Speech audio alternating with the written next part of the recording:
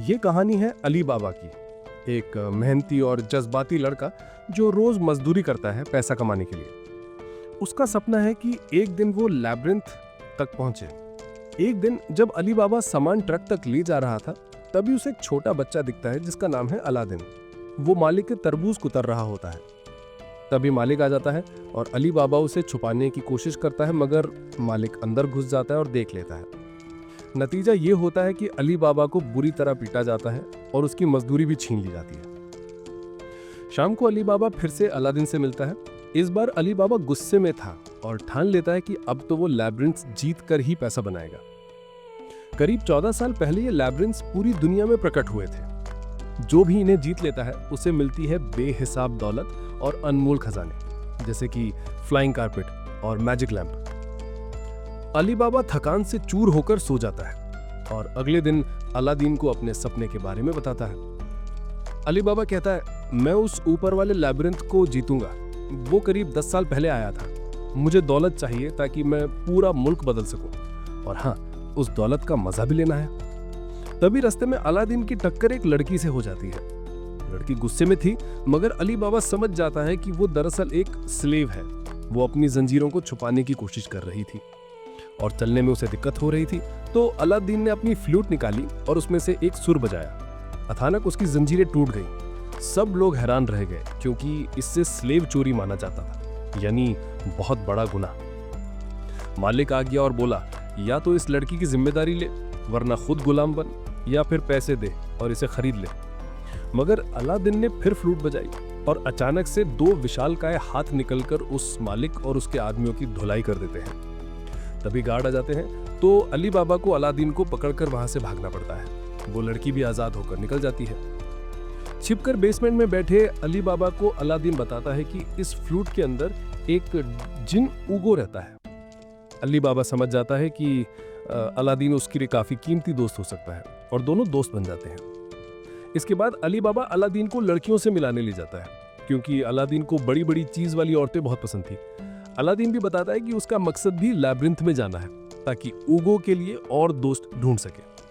अली बाबा को चैन मिलता है कि दोनों के रास्ते कहीं ना कहीं एक जैसे हैं। अली बाबा सबसे हसीन लड़की को बुलाने के लिए कहता है, मगर जब लड़की आती है तो सामने खड़ी होती है एक मस्कुलर औरत, जिसका चेहरा देख के कोई भी बेहोश हो जाए। वो दोनों निकलने ही वाले थे कि मैनेजर पकड़ लेता है। मैनेजर कहता है, या तो वापस मजदूरी करके कर्ज चुका, वरना तेरे नाम के वांटेड पोस्टर हर जगह लगवा दूंगा। अली बाबा कहता है, मैं तो लैब्रिंथ जीत कर पैसे चुकाऊंगा। मगर मैनेजर हंसता है और अली बाबा मजबूर होकर वापस काम करने लगता है। अगली सुबह काम के बाद अलादीन देखता है कि वही लड़की जिसे उसने आजाद किया था दोबारा पकड़ ली गई है और अब उसे खदानों में भेजा जा रहा है। रास्ते में अली बाबा मालिक की खुशामद करता है, जबकि वो और अलादीन दोनों जानते हैं कि ये सब झूठी बातें हैं। तभी अचानक पूरा काफिला एक जाइंट ट्री से हमला झेलता है। मालिक को परवाह नहीं, वो बस अपनी शराब बचाने के लिए अली बाबा को बोलता है, जल्दी शराब उठाओ। मगर उसी पेड़ में वो लड़की और एक छोटी बच्ची फंस जाती है।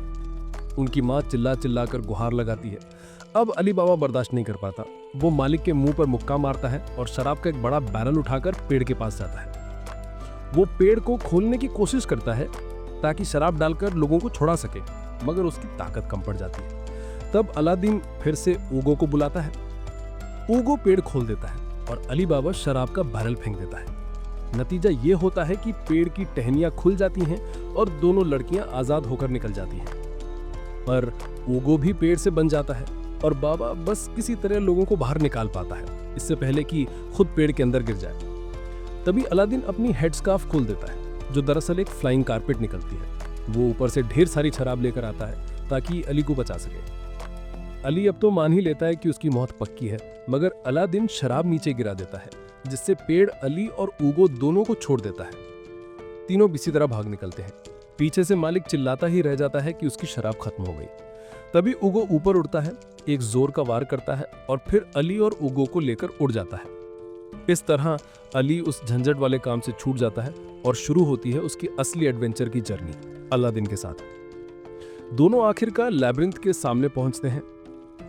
अली जानता है कि जैसे ही वो दरवाजे को छुएंगे दोनों अंदर खींच जाएंगे, और अब तक कोई भी वापस नहीं आया है, यानी ये एक वन वे जर्नी है।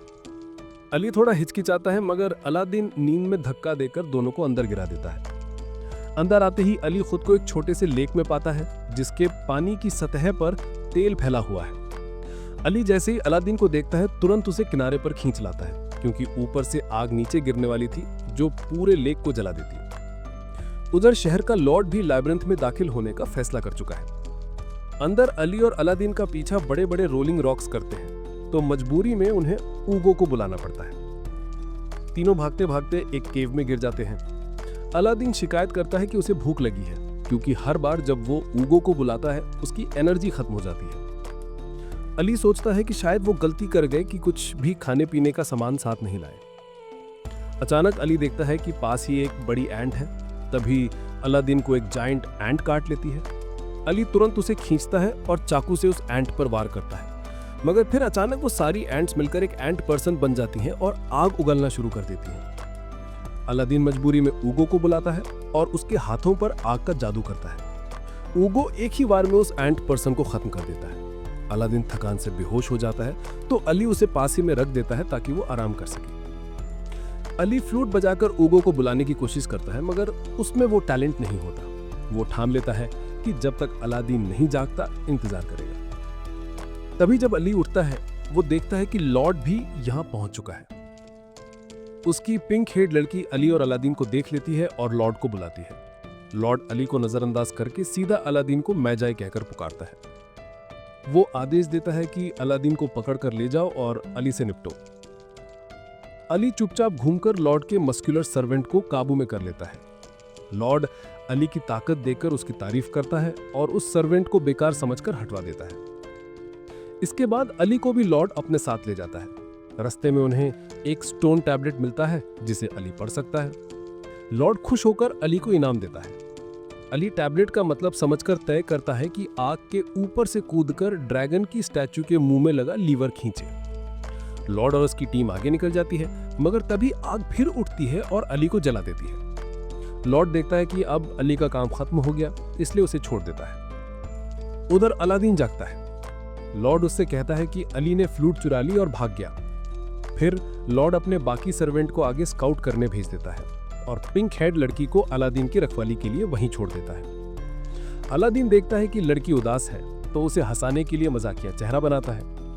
लड़की बताती है कि लोग कहते हैं वो डार्क टेरिटरी से आई है, मगर सच ये कि उसका इलाका बस पिछड़ा हुआ है। असल में वहां लोग खुश रहते हैं, क्योंकि उन्हें जिंदगी जीने के लिए सब कुछ मिलता है। फिर अलादीन लड़की से पूछता है, अली कहाँ है? लड़की उदासी से जवाब देती है, अली मर गया। अचानक अली सीधा अलादीन के सिर पर आ गिरता है। लॉर्ड जब लौटता है तो अली को देखकर हैरान रह जाता है। असल में अली ने स्टोन टैबलेट का गलत मतलब लॉर्ड को बताया था। असली रास्ता तो ड्रैगन की स्टैचू के पैरों के पास था। उस वक्त जो आग का बड़ा स्तंभ उठा था, वो बस धोखा था। अली और अलादीन फिर फ्लाइंग कारपेट पर सवार होकर भाग निकलते हैं। पीछे से पिंक हेड लड़की अपनी मजबूत टांगों से दीवार चढ़कर उनका पीछा करती है, मगर पकड़ नहीं पाती और नीचे गिर जाती है। भागते भागते अली और अलादीन एक दरवाजे तक पहुंचते हैं। ये दरवाजा 2 लोगों की ताकत से ही खुल सकता है। दोनों ओपन सेसेमी कहते हैं और दरवाजा खुल जाता है। पहली नजर में लगता है कि वो बाहर आ गए हैं, मगर हकीकत में वो अभी भी अंदर ही थे। लॉर्ड इस वक्त पिंक हेड लड़की को दोष देता है और कहता है कि सारी मॉन्स्टर्स बस उसी पर क्यों टूट पड़ते हैं। तभी अलादीन बताता है कि ओगो ने उसे कहा था, हर लैबिरिंथ में एक सिमेट्री रूम होता है, शायद ही वही जगह है। अली चाहता है कि वो भी ऊगो को अच्छे से जाने, तो अलादीन से कहता है कि जब फ्लूट वापस मिल जाएगी तब वो ऊगो के बारे में और सीखेगा। आगे बढ़ते हुए वो दोनों असली सिमेट्री तक पहुंचते हैं। ये लैबिरिंथ का आखिरी कमरा लगता है। अचानक वहीं पर वो मस्कुलर स्लेव भी गिर जाता है। पिंक हेड लड़की भी आ जाती है और अली को लात मारकर दूर फेंक देती है। लॉर्ड भी पहुंच चुका था। वो लड़की को अलादीन की रखवाली करने को कहता है और खुद अली को सबक सिखाने निकलता है, मगर अली के पास सिर्फ छोटा सा चाकू होने के बावजूद वो लॉर्ड को दबा लेता है। लॉर्ड की तलवारबाजी अली की चाल और ताकत के सामने कुछ भी नहीं थी। लॉर्ड हैरान हो जाता है। अली की स्टांस उसे एक राजा जैसी लगती है। अली अपना अतीत भूल चुका था, मगर उसका शरीर सब याद रखे था। लॉर्ड फिर से पिंक हेयर लड़की को बुलाता है और अलादीन की तरफ से हमला करवाता है। अली नीचे गिरा दिया जाता है और लॉर्ड अपनी तलवार लड़की को देकर कहता है कि अली को अब वही खत्म करे। लेकिन तभी अलादीन जाग जाता है। वो एक टोटम मास्क से जादू करता है, अली को उठाता है और लॉर्ड से फ्लूट वापस मांगता है।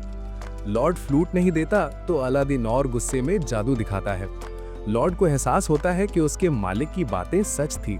अलादीन वाकई एक मैजाई है, यानी वो जो राजाओं को रास्ता दिखाता है और ताकत देता है। लॉर्ड पिंक हेड लड़की को फिर से अली पर छोड़ता है, मगर अलादीन उसे तुरंत रोक लेता है। वो दोबारा फ्लूट की मांग करता है और आखिरकार लॉर्ड मजबूरी में फ्लूट लौटा देता है।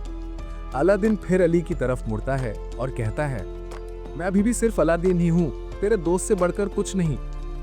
अचानक एक बड़ा आग का स्तंभ उठता है और उस लैबिरिंथ का असली जिन सामने आता है। वो अलादीन को मैजाई मानता है और अली को देखता है जैसे वो भविष्य का राजा हो सकता है। तभी फ्लूट से ऊगो निकलता है। उसका सर बाहर नहीं आता तो वो इशारों से उस जिन से बात करता है। जिन अपना नाम बताता है अमोन। वो कहता है कि वही इस लैबिरिंथ का असली शासक है। अब आधिकारिक तौर पर अली और अलादीन इस लैबिरिंथ को जीत चुके हैं। अमोन अलादीन को बताता है कि मैजाई का मतलब है वो जादूगर जिनके पास राजाओं को चुनने की ताकत होती है। इंसानों को हमेशा एक राजा चाहिए होता है जो उन्हें संभाले, और जिनियों के राजा ने खुद अलादीन को भेजा है इस काम के लिए। अली को इन सब से कोई फर्क नहीं पड़ता। वो तो बस सोच रहा होता है, क्या ये सारा सोना हम बाहर ले जा पाएंगे? अमोन ये देख के सोच में पड़ जाता है कि आखिर अलादीन ने अली को क्यों चुना। इतनी में कोई लैबिरिंथ का एग्जिट सील करने की कोशिश करता है, तो अमोन उनके लिए एक नया रास्ता बना देता है। अली पिंक हेयर लड़की को मनाता है कि वो लॉर्ड को छोड़कर बाहर निकले, मगर उसके अदृश्य बंधन अब भी उसे लॉर्ड से बांधे रखते हैं। अचानक वो बड़ा आदमी मस्कुलर स्लेव आता है और कहता है, तुम्हें अब उसकी गुलामी करने की जरूरत नहीं, तुम आजाद हो। मैं यहीं इस बुरे लॉर्ड के साथ दफन होने का फैसला करता हूँ, अलविदा। अली ने अपनी नाइफ से लड़की की जंजीर काट दी और उसे पूरी तरह आजाद कर दिया। इसके बाद अलादीन और उसका ग्रुप आधिकारिक तौर पर लैबिरिंथ से बाहर निकल आया। असल में इस पूरे लैबिरिंथ को सील करने वाला दूसरा मैजाई था। अली ने कहा कि वो इन खजानों का इस्तेमाल करके उस शहर जाएगा जो सिंबाद ने बनाया है और उसके सपने को पूरा करेगा। अली दिल से अलादीन का शुक्रगुजार था, क्योंकि उसी की वजह से वो ये लैबिरिंथ जीत पाया। अगर अलादीन ना होता है तो शायद अली अब भी वही बेकार मजदूरी कर रहा होता। अली ने खुद को कायर कहा, मगर अलादीन ने उसे याद दिलाया कि इस लैबिरिंथ में आने से पहले उसने कितनी बड़ी बहादुरी दिखाई थी। दोनों ने वादा किया कि फिर मिलेंगे और साथ में अपने एडवेंचर्स जारी रखेंगे। लैबिरिंथ से निकलने के बाद अली वहीं बैठ गया जहां वो पूरा ढह चुका था, मगर अलादीन टेलीपोर्ट होकर किसी अजनबी जगह पहुंच गया। अली ने अपने पास मिले सोने का इस्तेमाल करके पूरे शहर के गुलामों को आजाद कर दिया और अलादीन का इंतजार करने लगा। पिंक हेड लड़की भी लौट आई और अली को धन्यवाद किया कि उसने सारे गुलामों को आजादी दी। वो बोली कि अब वो अपने गांव लौटेगी। अली ने भी तय किया कि वो अब अलादीन को ढूंढने निकलेगा। उधर अलादीन जाग चुका था। वो एक बूढ़ी औरत से मिला जिसने उसे चाइल्ड ऑफ रुख कहा। रुख असल में तितलियां थी जिन्हें सिर्फ अलादीन और वो बूढ़ी औरत देख सकते थे। जब कोई इंसान मरता है तो उसकी रूह रुख बन जाती है। अलादीन ने उसे बताया कि रुख हमेशा उसकी मदद करते हैं। ये सुनकर वो औरत समझ गई कि अलादीन कौन है। बाहर निकलकर अलादीन ने देखा कि ये जगह दरअसल एक नोमैडिक विलेज था। वापस लौटे स्काउटिंग पार्टी में एक नौजवान था, डॉगी, जिसने अलादीन को यहाँ लाकर बचाया था। ये गांव शाही परिवार से दबाव झेल रहा था, मगर गांव वाले भरोसा रखते थे कि पहले की तरह अब भी राजघराने को भगा देंगे। जब गांव वालों ने अलादीन का जिनी देखा, ऊगो, तो डर गए और उसे जासूस समझ बैठे। अलादीन ने खुद का परिचय दिया और उनसे उस शहर के बारे में पूछा जहां वो अली से बिछड़ गया था। गांव वालों ने कहा कि वो शहर यहाँ से बहुत दूर है, लेकिन 2 दिन बाद एक कैरावैन आएगी जिससे अलादीन अली तक पहुंच सकता है। उस रात बूढ़ी औरत ने अलादीन से कहा कि ये नोमैडिक ट्राइब सदियों से साथ जी रही है और अब वो अलादीन को भी अपने बड़े परिवार का हिस्सा मानती है। अगली सुबह अलादीन खेलते खेलते घोड़े पर दूर निकल गया। उसे बचाने के लिए एक लड़की आई। वो थी रेन, एम्पायर की एक राजकुमारी। उसने अपना परिचय दिया और बताया कि वो यहाँ राजनयिक बातचीत के लिए आई है। रेन जानती थी कि ये ट्राइब चीफ खान की अगुवाई में एक ताकतवर खानाबदोश कबीला है, लेकिन हाल ही में ये कमजोर पड़ गया है। वो चाहती थी कि ये ट्राइब उसके एम्पायर की कॉलोनी बन जाए ताकि सब जमीनें आपस में जुड़ जाएं। मगर उसके साथ आए सैनिकों को ये शांतिपूर्ण बातचीत पसंद नहीं आई। उनमें से एक ने ऐलान कर दिया कि अब से ये गांव एम्पायर के कब्जे में है। ये सुनकर डॉगी गुस्से में दौड़ा, मगर उसे रोक दिया गया। बूढ़ी औरत ने डॉगी से कहा कि वो शांत रहे। राजकुमारी रेन अपमानित महसूस हुई और उसे गांव छोड़कर जाना पड़ा। उस रात रेन ने एक नया आदेश देने का फैसला किया। अगले दिन अलादीन उसके पास गया और विनती की कि गांव को नुकसान न पहुंचाए। रेन ने कहा कि उसका मकसद सबको एकजुट करना है ताकि दुनिया से खून खराबा मिट जाए। अलादीन ने रुख को उसके चारों ओर उड़ते देखा और बिना झिझक के उस पर भरोसा करने का फैसला किया और वापस गांव लौट आया। मगर जैसे ही वो लौटा, गांव की सारी औरतों को एम्पायर के सैनिक पकड़ कर ले गए थे। बूढ़ी औरत ने डॉगी से कहा कि किसी को मत मारना, वरना एक मौत भी जंग छेड़ देगी। अलादीन बूढ़ी औरत से पूछने गया कि अब क्या किया जाए। इधर सैनिक उन औरतों को बेचने का प्लान बना रहे थे। डॉगी ने गांव वालों को इकट्ठा किया और घोड़ों पर चढ़कर कारवान तक पहुंच गया। उसके कानों में अब भी बूढ़ी औरत की बात गूंज रही थी कि किसी की जान मत लेना। मगर जब उसने देखा कि जिस लड़की से वो प्यार करता है उसे नुकसान पहुंचाया जा रहा है, तो उसका गुस्सा काबू से बाहर हो गया। क्योंकि उस बूढ़ी औरत को पता था कि असल में मैजाए क्या होता है।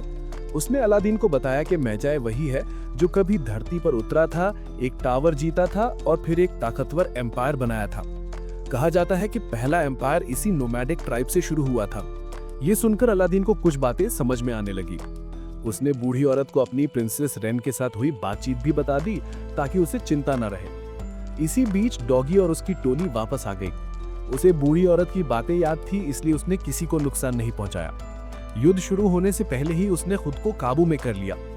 तब बूढ़ी औरत ने तय किया कि अब वो प्रिंसेस की बात मान लेगी, क्योंकि उसे एहसास हो गया था कि उसे अपने बेकार के अहंकार को नहीं, बल्कि आने वाली पीढ़ियों की जान बचानी है। रात को सब लोग आग के चारों ओर बैठे थे। बूढ़ी औरत थोड़ी देर के लिए वॉशरूम जाने का बहाना करके उठी। चांद को देखते हुए उसने ठान लिया कि उसे तब तक जिंदा रहना होगा जब तक वो दिन न देख ले जिसकी वो इंतजार कर रही है। तभी अचानक एक तीर सीधा उसकी पीठ में आकर धंस गया। अलादीन अब भी हैरान था कि बूढ़ी औरत इतनी देर क्यों कर रही है। जब सब लोग देखने गए तो पता चला कि वो घायल है। वो अब भी जिंदा थी और उसे जल्दी गांव वापस ले जाना जरूरी था। अलादीन ने तुरंत अपना फ्लाइंग कारपेट निकाला और उसे लेकर वापस उड़ चला। अगली सुबह एम्पायर का एक सैनिक तीरों से छलनी होकर गांव लौटा। जनरल ने पूरा इल्जाम गांव वालों पर डाल दिया। प्रिंसेस रेन खुद हालात देखना चाहती थी, मगर जनरल ने उसे रोका। उसने जिद की तो जनरल ने शर्त रखी कि सेना का पूरा नियंत्रण अब उसके हाथ में होगा। उधर गांव वाले और सह नहीं पाए और हथियार उठा लिए। डॉगियों ने रोकना चाहता था, मगर नाकाम रहा। जबकि बूढ़ी औरत बेहोश पड़ी थी, गांव वाले जनरल से भिड़ने निकल पड़े। असल में ये सब जनरल की चाल थी। उसने प्रिंसेस को अकेले जाने दिया ताकि अगर वो मारी गई तो वो खुद एम्पायर का नेता बन सके, और अगर वो जिंदा लौट आई तो गांव वालों पर गुस्सा होकर खून खराबा करवा देगी। अब प्रिंसेस गांव वालों से घिर चुकी थी। एक ने तलवार से उसकी बाह पर चोट की, मगर उसने बचने की कोशिश तक नहीं की। वो बस गलतफहमी दूर करना चाहती थी। गांव वाले उसकी बातों पर यकीन नहीं कर रहे थे। इसी दौरान बूढ़ी औरत होश में आ गई और वहां पहुंच गई। उसने प्रिंसेस के सामने घुटने टेककर माफी मांगी, मगर ये नहीं बताया कि तीर एम्पायर वालों ने ही मारा था। उसने खुद ही फैसला सुना दिया कि अब से उनका ट्राइब प्रिंसेस की कॉलोनी बनेगा। कुछ गांव वाले इस बात से अपमानित महसूस कर रहे थे, मगर डॉगी ने उन्हें समझाया कि हमें दूसरों के लिए जीना चाहिए, ना कि अपने अहंकार के लिए। आखिरकार गांव वालों ने हथियार डाल दिए।